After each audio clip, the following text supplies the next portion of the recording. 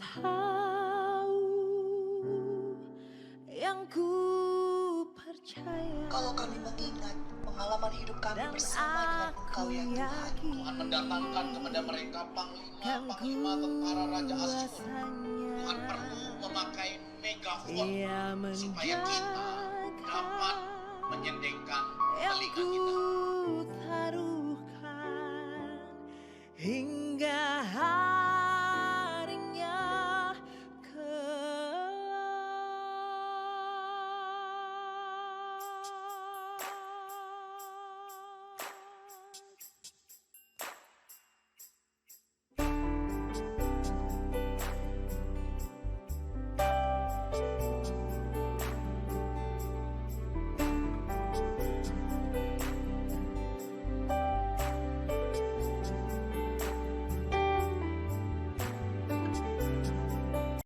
Shalom teman-teman yang terkasih di dalam Tuhan. Gimana kabarnya minggu ini? Wah, meskipun minggu ini kita harus beribadah lagi secara online, tetapi biarlah itu tidak menghalangi sukacita kita ya. Buat teman-teman yang saat ini berada melalui Google Meet atau beribadah melalui YouTube, mari kita bersama-sama mempersiapkan hati kita untuk boleh beribadah. Mari kita duduk yang baik, siapkan Alkitab kita, jangan disambi apa-apa. Mari kita bersama-sama bersaat teduh.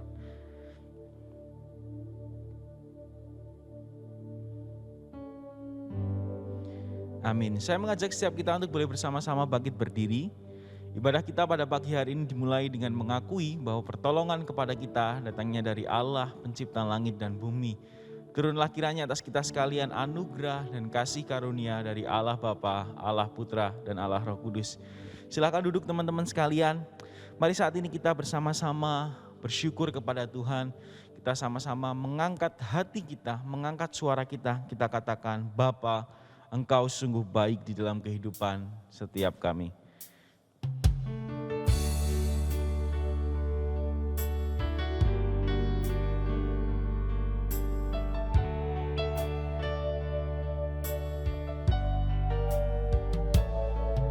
Bapa, Engkau sungguh baik, kasih-Mu melimpah di hidupku. Bapa, aku berterima kasih. Bapa,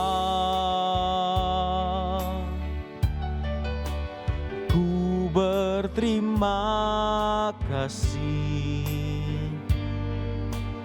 berkat-Mu hari ini yang Kau sediakan bagiku. Ku naikkan syukurku buat hari yang Kau beri, tak habis-habisnya kasih dan rahmat-Mu. Selalu baru dan tak pernah terlambat pertolongan-Mu, besar setia-Mu di sepanjang hidupku. Ku naikkan syukurku, ku naikkan syukurku buat hari yang Kau beri, tak habis-habisnya kasih dan rahmat-Mu. Selalu baru dan tidak pernah terlambat, selalu baru dan tak pernah terlambat pertolongan-Mu, besar setiamu di sepanjang hidupku. besar setiamu, besar setiamu di sepanjang hidupku. Teman-teman, mari bersama-sama kita mengambil waktu untuk berdoa di hadapan Tuhan. Bapa, kami mengucap syukur di dalam kehidupan kami, Engkau Allah yang begitu baik. Engkau senantiasa memberikan berkat-Mu bagi setiap kami. Bahkan ketika kami seringkali juga Tuhan melawan Tuhan, kami seringkali juga tidak menyenangkan hati-Mu, Engkau tetap baik buat setiap kami. Ampuni setiap dosa dan kesalahan kami, baik yang kami lakukan secara sengaja maupun kami lakukan secara tidak sengaja. Bapa, layakkan kami untuk kami masuk lebih jauh di dalam ibadah kami, sehingga apa yang kami lakukan hari ini, pujian dan kemudian sikap hati kami boleh menyenangkan hati Tuhan. Kami menyerahkan ibadah ini sampai akhirnya ke dalam tangan-Mu Bapa. Di dalam nama Yesus kami berdoa. Amin. Teman-teman, saya mengajak kita membaca ayat penuntun ibadah kita yang terambil dari Kolose pasal yang ketiga ayat yang kelima. Di tempat kita masing-masing kita bacakan secara bersama-sama 2, 3. Karena itu matikanlah dalam dirimu segala sesuatu yang duniawi, yaitu percabulan, kenajisan, hawa nafsu, nafsu jahat dan juga keserakahan yang sama dengan penyembahan berhala. Teman-teman, sebagai manusia yang baru, kita wajib untuk berjuang mematikan di dalam diri kita segala sesuatu yang duniawi. Teman-teman, saya mengajak setiap kita bangkit berdiri bersama dengan gereja di seluruh abad dan tempat. Mari bersama-sama kita mengikrarkan pengakuan iman kita. Pengakuan iman rasuli. 2, 3.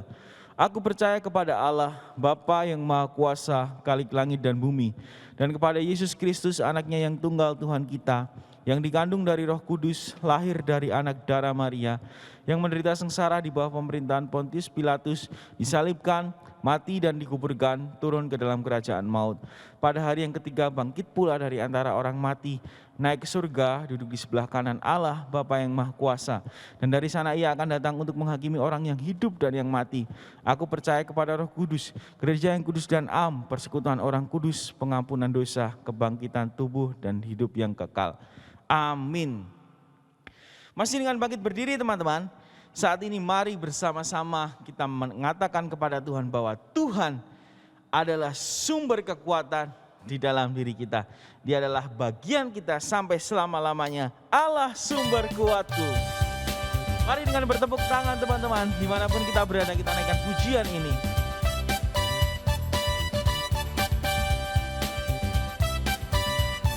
Hanya Dialah milik kita di surga dan di bumi.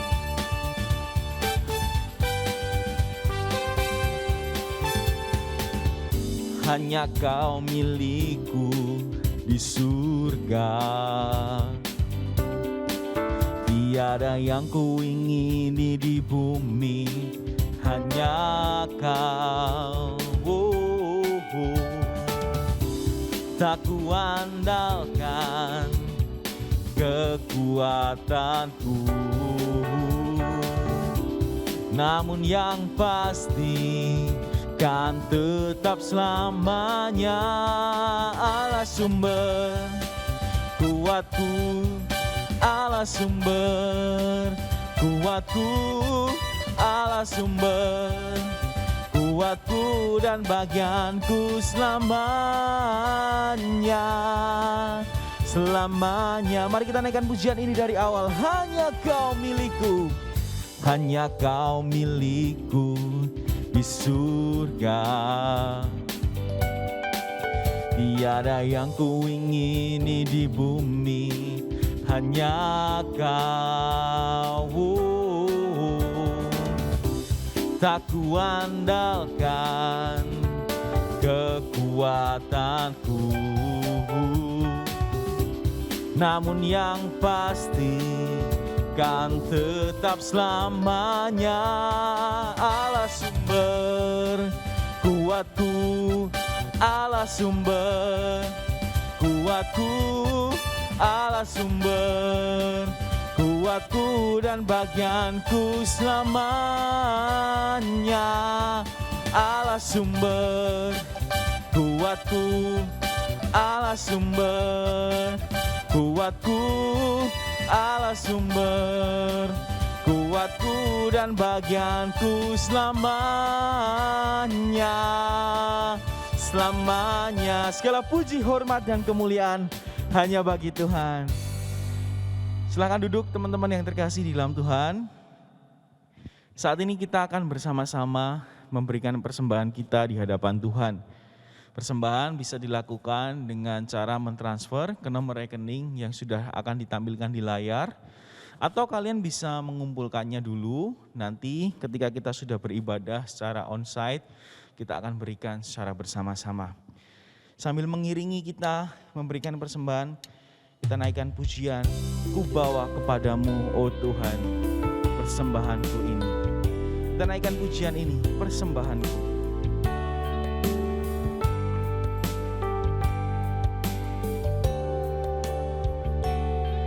Ku bawa kepadamu, oh Tuhan, persembahanku ini. Ku ingin Engkau menerima korban syukurku melalui pujian.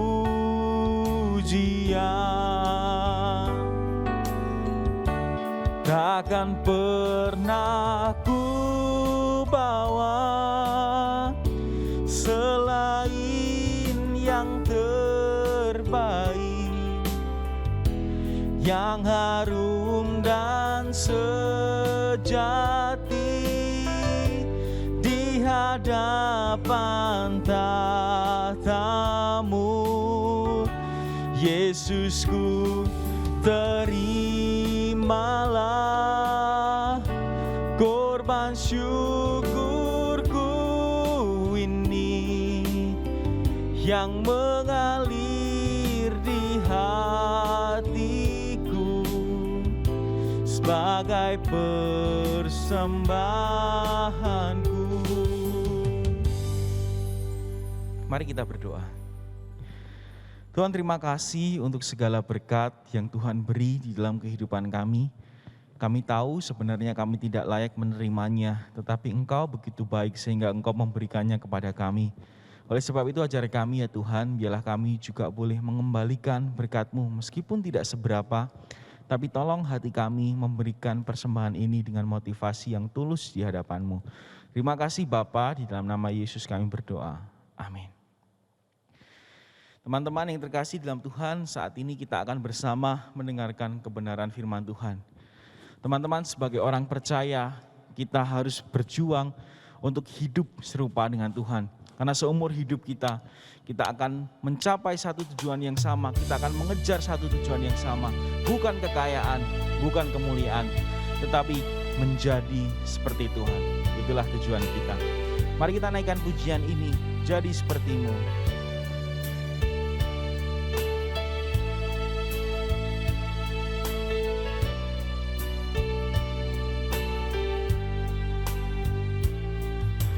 Bapa, Kau setia,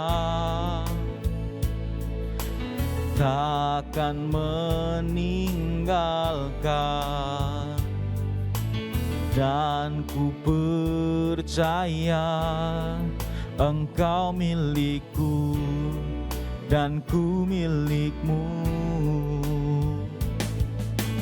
Kerinduanku tinggikan nama-Mu,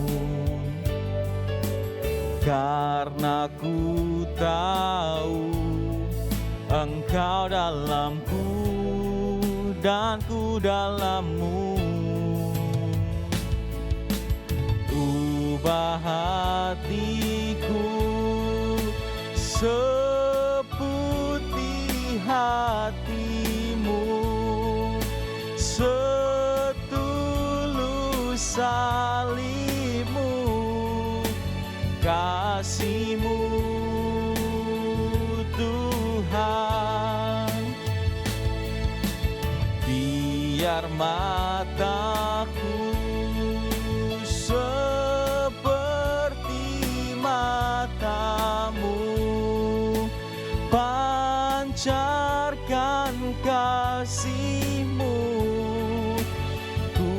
jadi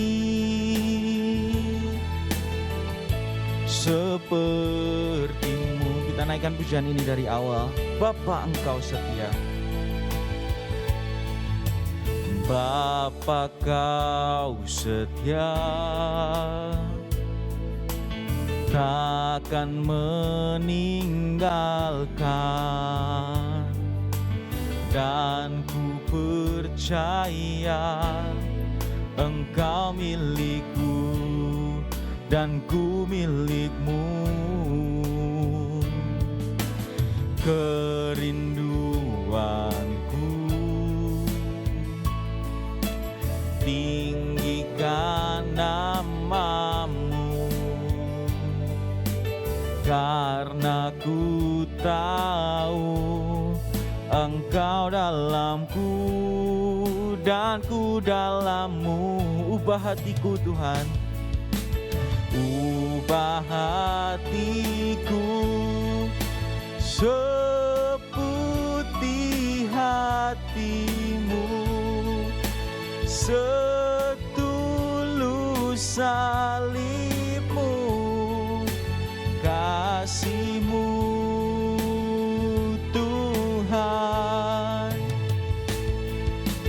Biar mataku seperti matamu, pancarkan kasihmu, ku mau jadi sepertimu.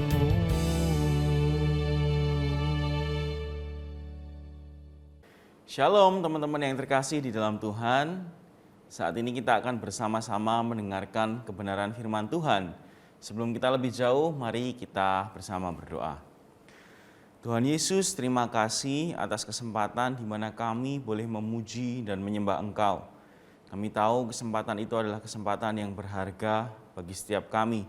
Dan saat ini ya Tuhan, kami bersama rindu untuk mendengarkan kebenaran firman-Mu. Biarlah firman yang kami dengarkan ini boleh tertanam jauh di dalam hati kami dan boleh menjadi berkat di dalam kehidupan kami. Terima kasih Bapa, di dalam nama Yesus kami serahkan waktu ini. Amin. Teman-teman yang terkasih di dalam Tuhan, tema firman Tuhan hari ini adalah serupa Kristus. Mungkinkah? Teman-teman, satu pertanyaan yang akan bersama-sama kita renungkan. Mungkin atau tidak kita sebagai orang percaya itu hidup serupa dengan Kristus. Nah, sebelum kita lebih jauh, saya ingin menunjukkan foto berikut ini. Nah, tahu nggak foto kedua orang ini tuh fotonya siapa? Ya, benar banget ya. Setiap kita pasti langsung tahu bahwa ini adalah Mas Gibran, Wali Kota Solo saat ini, bersama dengan adiknya ya, Mas Kaisang. Kedua orang ini adalah anak dari presiden kita, Bapak Joko Widodo ya. Dia adalah anak dari presiden kita. Nah, teman-teman yang terkasih di dalam Tuhan, sebelum dan sesudah mereka menjadi anak presiden, tentu kehidupannya berubah. Sebelum menjadi anak presiden atau sebelum Bapak Jokowi terpilih menjadi seorang presiden, hidupnya mungkin biasa-biasa saja, dia tidak terlalu terkenal, tidak banyak orang tahu. Tetapi setelah Bapak Jokowi kemudian menjadi Presiden Republik Indonesia, langsung seluruh Indonesia tahu siapa mereka berdua. Nah, tentu sebagai seorang anak presiden yang saat ini sudah dikenal, maka mereka itu harus untuk kemudian menjaga hidup mereka baik-baik. Seperti ayahnya juga menjaga kehidupannya. Kenapa mereka perlu menjaga kehidupannya? Karena kalau mereka berbuat tindakan yang amoral atau mereka bertindak yang jahat, itu akan berpotensi mencemarkan nama baik ayahnya. Jadi tindakan mereka itu kalau jahat itu berpotensi sekali mencemarkan nama baik Bapak Presiden kita. Nah, teman-teman yang terkasih, mari coba kita renungkan di dalam kehidupan kita. Sebagai anak Tuhan, kita itu juga perlu menjaga hidup kita sesuai dengan firman Tuhan. Kita perlu untuk kemudian meneladani Kristus supaya kita bisa membawa kemuliaan bagi namanya. Kalau kita bertindak yang jahat, maka itu bisa berpotensi merusak nama Kristus. Ketika kita berbuat hal yang kemudian tidak bermoral, orang akan kemudian lihat apa? Oh, dia siapa sih? Oh, ternyata dia orang Kristen ya. Oh, ternyata begitu ya pengikut Kristus. Nah, teman-teman, oleh karena itu wajib bagi kita untuk menjaga hidup kita sesuai dengan kebenaran firman Tuhan. Kalau kita mengaku kita percaya kepada Tuhan, maka ada satu standar hidup yang harus kita kejar bersama-sama. Di dalam 1 Yohanes 2 ayatnya yang ke-6 dikatakan demikian. Barang siapa mengatakan bahwa ia ada di dalam Dia, ia wajib hidup sama seperti Kristus telah hidup. Ini Alkitab terjemahan baru ya. Kalau di dalam terjemahan bahasa sehari-hari dikatakan seperti ini. Barang siapa berkata bahwa ia hidup bersatu dengan Allah, ia harus mengikuti jejak Kristus. Artinya apa? Kalau kita mengaku bahwa kita percaya sama Tuhan Yesus, kita mengaku kita Kristen dan kita kenal Allah, maka kita harus hidup mengikuti jejak Kristus. Nah, pertanyaannya kemudian begini, teman-teman. Hidup mengikuti jejak Kristus, mungkinkah? Mungkin enggak kita itu hidup mengikuti jejak Kristus?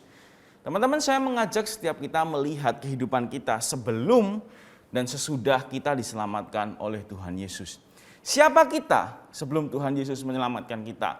Roma 3 ayat yang ke-23 jelas berkata ya, karena semua orang telah berbuat dosa dan telah kehilangan kemuliaan Allah. Kita semua adalah orang yang berdosa.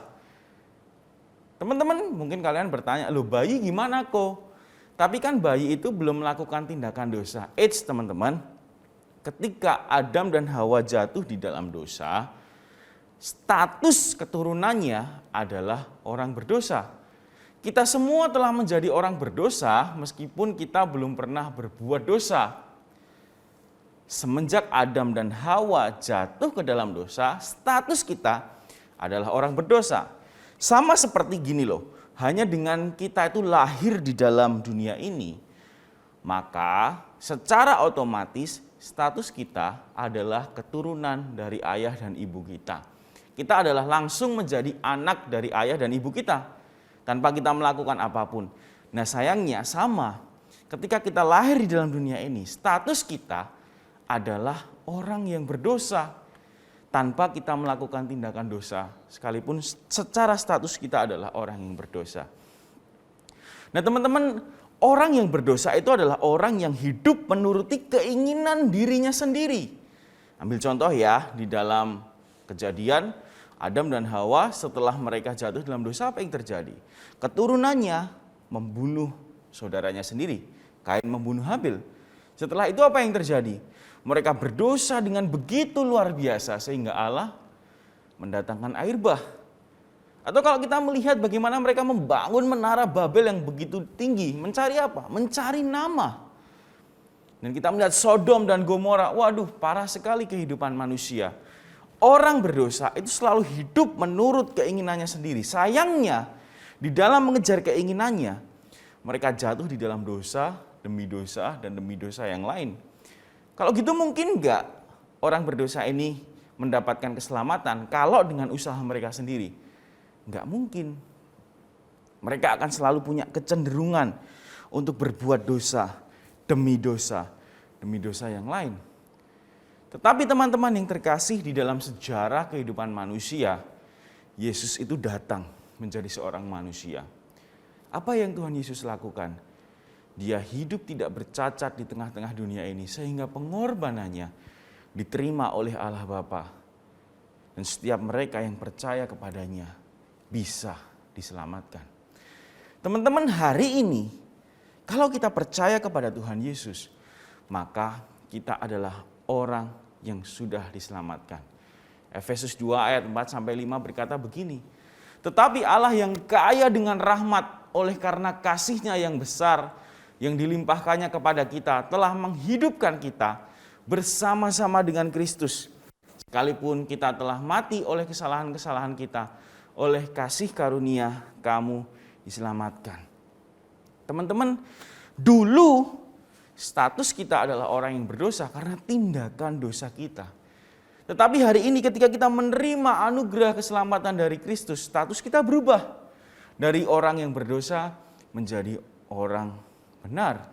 Orang yang dibenarkan oleh Tuhan. Nah teman-teman yang terkasih, kita itu adalah orang yang sudah diselamatkan. Dengan demikian kita perlu berjuang untuk hidup benar, mengikuti teladan kehidupan Tuhan Yesus. Teman-teman, hidup benar itu apa sih? Hidup benar itu artinya hidup menjalani hari demi hari secara selaras dengan tuntunan firman Tuhan. Hidup benar itu menjalani hidup hari demi hari dengan secara selaras untuk mengikuti firman Tuhan.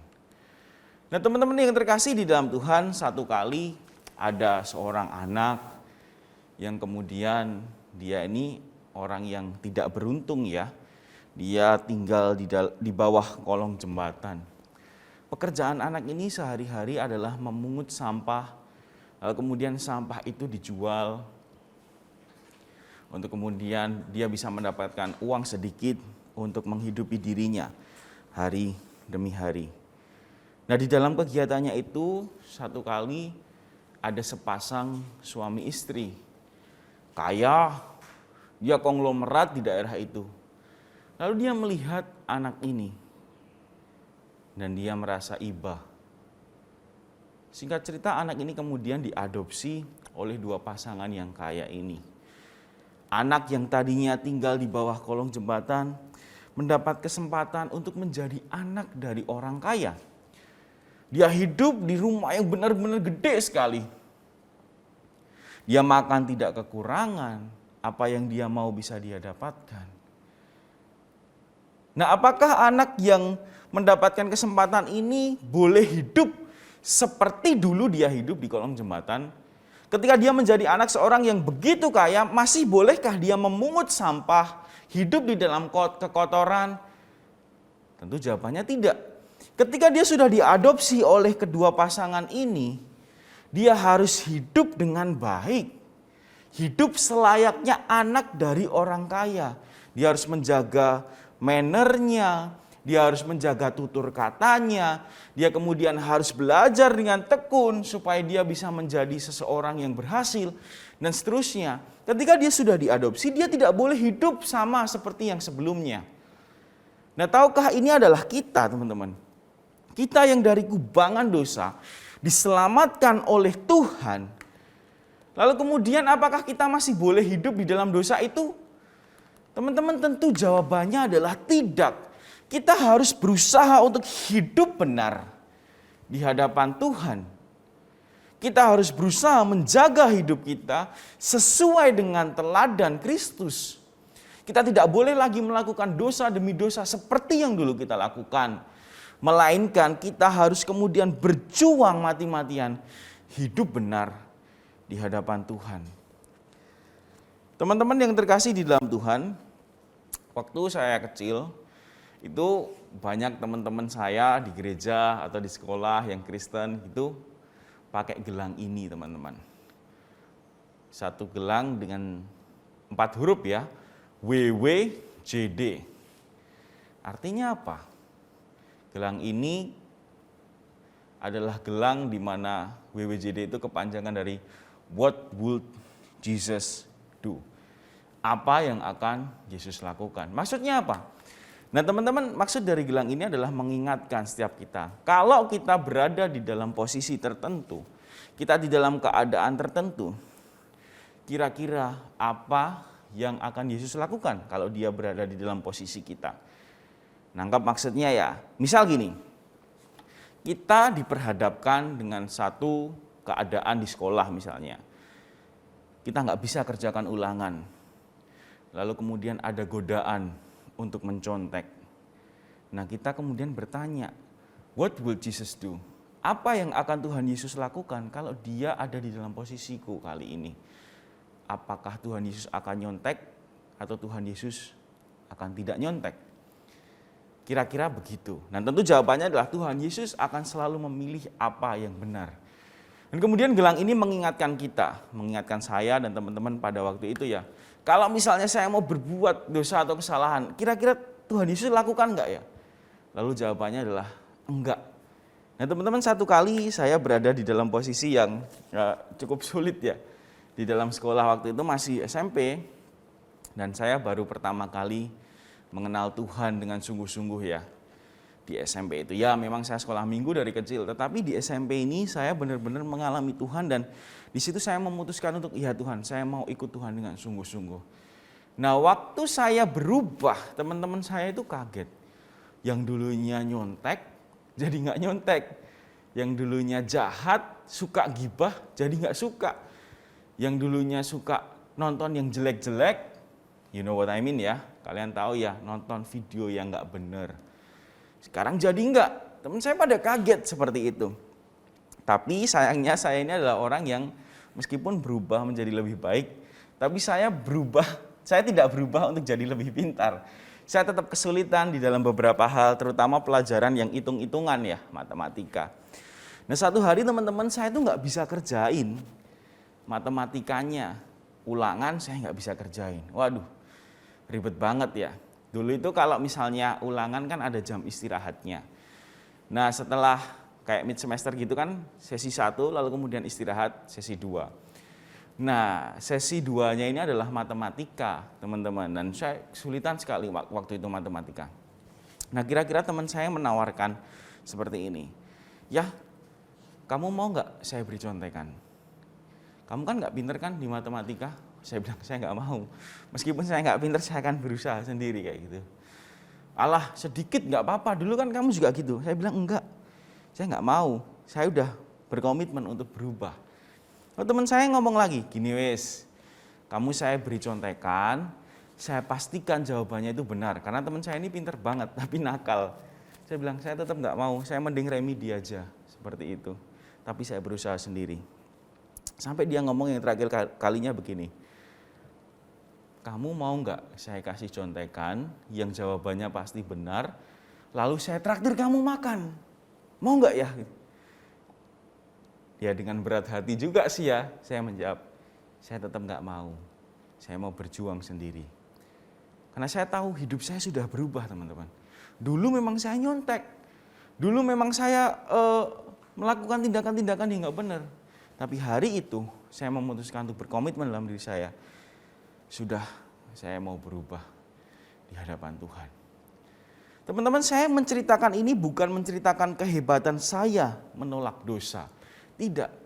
Tetapi saya lebih ingin menekankan kepada hati kita. Pertanyaannya mari kita sedikit ganti. Bukan hidup serupa dengan Kristus itu mungkin atau tidak mungkin. Tetapi yuk kita sedikit ganti. Maukah hati kita dibentuk untuk menjadi serupa dengan Kristus? Kadang-kadang masalahnya ada di hati kita. Hati yang tidak mau diajar. Hati yang tidak mau dikoreksi dan dikasih tahu. Itulah teman-teman yang kemudian menghalangi kita untuk menuju keserupaan dengan Kristus. Kita tahu bahwa hal itu salah, tetapi hati kita ini ngeyel. Kita mau itu. Aku ingin begini, aku ingin begitu. Ingin ini, ingin itu. Banyak sekali. Teman-teman terkadang itu kan yang membuat kita gagal serupa dengan Kristus. Kita sudah tahu salah, tapi karena kita nyaman dengan hal itu, maka kita terus dan terus melakukannya. Ketika kita berbuat salah, kita tidak mau dikoreksi sama Tuhan. Ketika di hati nurani kita berkata, kamu harusnya nggak boleh gini. Hati nurani kita tolak, nggak apa-apa sedikit, nyontek nggak apa-apa atau sedikit, nonton bokep nggak apa-apa atau sedikit. Kita nggak mau dikoreksi teman-teman. Dan pada akhirnya kita semakin jauh dan semakin jauh dari keserupaan dengan Kristus. Padahal jelas di dalam Kolose pasalnya yang ketiga, nanti kalian bisa baca sendiri. Di sana dikatakan kita itu adalah manusia baru, teman-teman. Kita harus meninggalkan kehidupan kita yang lama dan kemudian hidup serupa dengan Kristus. Kalau ditanya, mungkin nggak kita serupa dengan Kristus? Jawabannya adalah mungkin. Tetapi mau nggak hati kita itu berubah? Mau nggak hati kita itu diajar? Tentu bukan hal yang mudah. Oleh sebab itulah ada Roh Kudus. Kita berdoa setiap pagi. Ketika kita bangun, kita bilang, Tuhan, tolong saya untuk menjalani hari ini dengan benar. Roh Kudus bimbing saya untuk saya bisa melakukan hal-hal yang baik di hadapan Tuhan. Roh Kudus bantu saya kalau saya ada kesulitan-kesulitan yang saya alami, biarlah saya tidak berbuat dosa. Itu yang perlu kita lakukan.